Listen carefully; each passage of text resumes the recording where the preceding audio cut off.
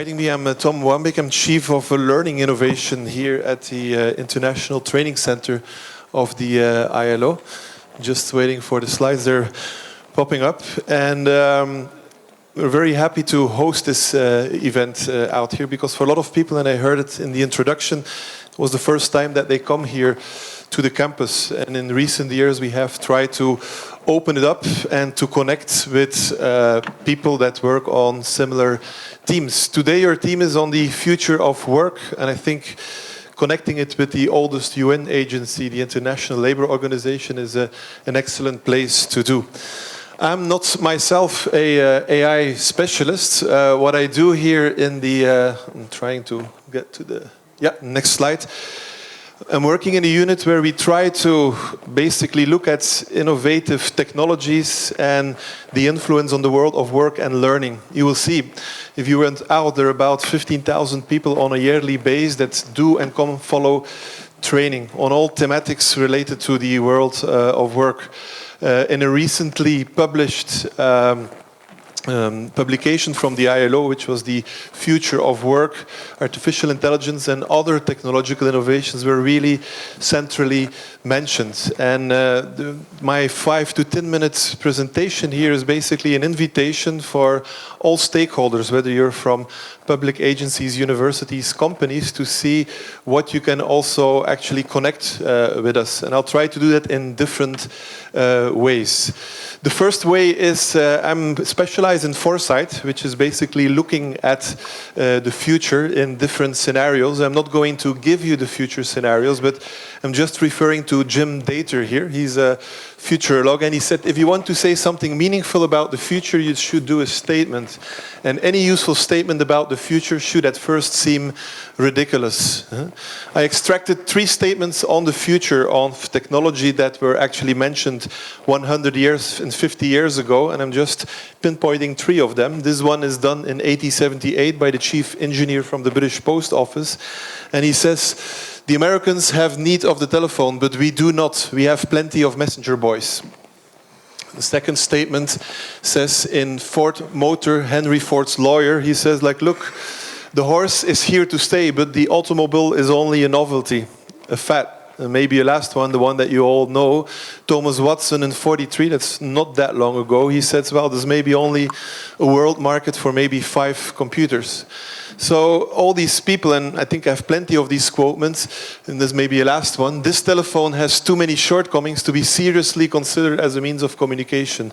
The device is inherently of no value to us. This was done by the Western Union, an internal memo. So it all leads us that the future is not what it's supposed to be or what it used to be, but I'm asking you now, focusing on artificial intelligence, what would be the future quotes that you make today that in about 30 years from now, when I would stand here, if I'm still alive, would find completely ridiculous? What would be, according to you, specifically in the field of artificial intelligence, the new normal? And that's exactly what we would like to explore. Because here at the center, we are not, let's say, AI specialists, but we are looking for AI people who have something meaningful to say and how we can basically integrate it.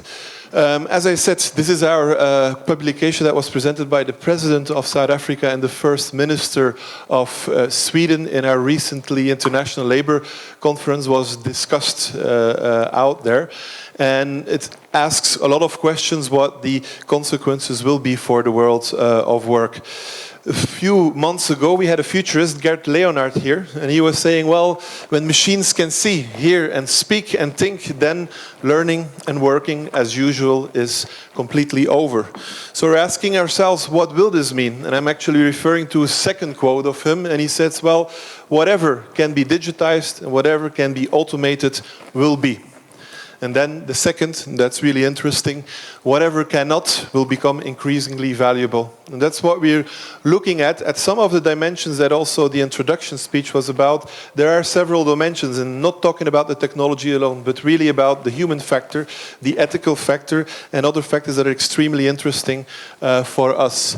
So to conclude, let's say some of the reflections on how we would like to connect with you. UNESCO, our sister UN agency, just released publication on human learning in the digital area, and they're also looking at what does AI, what kind of place does it have.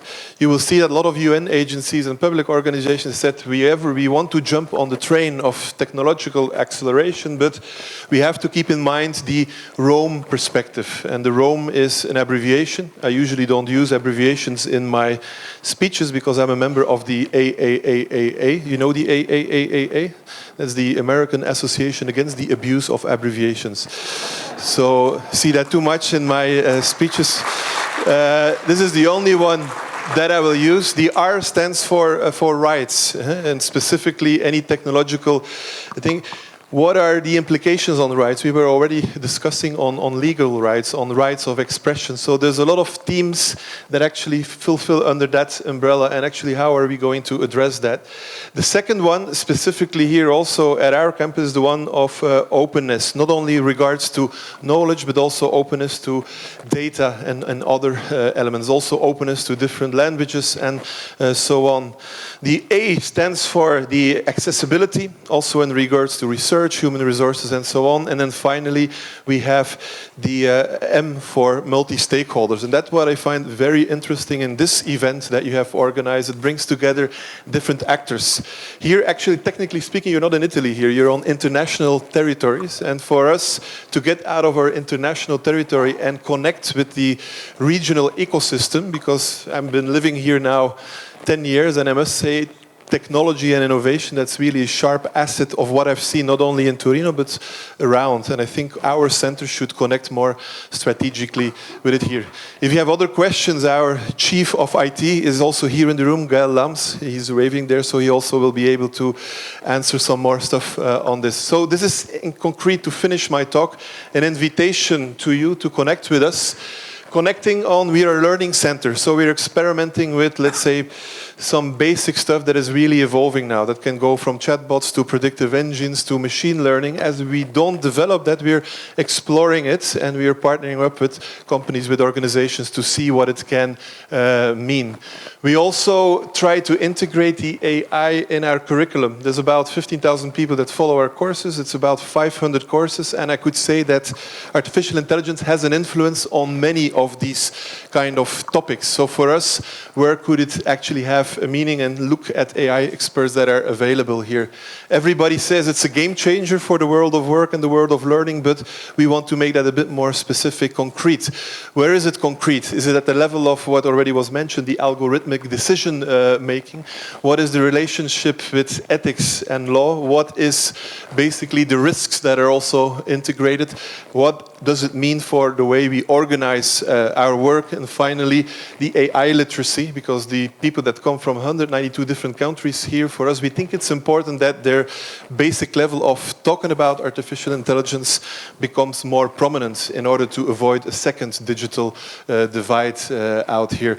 Specifically because you just read the news, and every time there's something popping up, whether it was a few years ago when Microsoft's chatbot became racist, of tweeting like a teenager or something, or very recently I saw a study of the UN that actually was claiming that the digital assistants like Siri and Alexa have really gender biases. The examples of the introduction was very close to that. So these kind of elements, as again, it's not really about the technology, but what is, let's say, the ethical side and what kind of issues can we discuss are very important. This publication from UNESCO on artificial intelligence in education, Challenges and Opportunities for Sustainable Development, is also another publication that I would like to share with you that maybe can also stimulate the debates that you will have this afternoon. And then also somebody was mentioning the European Commission. Here also they just established this high-level expert group on artificial intelligence, really with a focus on how can we establish guidelines for ethics out there. So the topic is really all over the place. On a yearly basis, this is already the 4th edition, and maybe next year it will be organized again in Geneva. What does artificial intelligence mean for the development sector in which the UN is active? So these conferences are labeled as AI for Good. So you see, this house is actively engaged with it. What we are creating, the missing link, is what you are all doing here. And looked already at the exhibition downstairs, some interesting stuff there. So for us, my presentation is basically nothing more than an invitation to connect so that you finally know what is happening here at the side river of of the Po on this campus of the UN and to make it a bit more open than it was in the past. So thanks a lot for your attention and enjoy your day.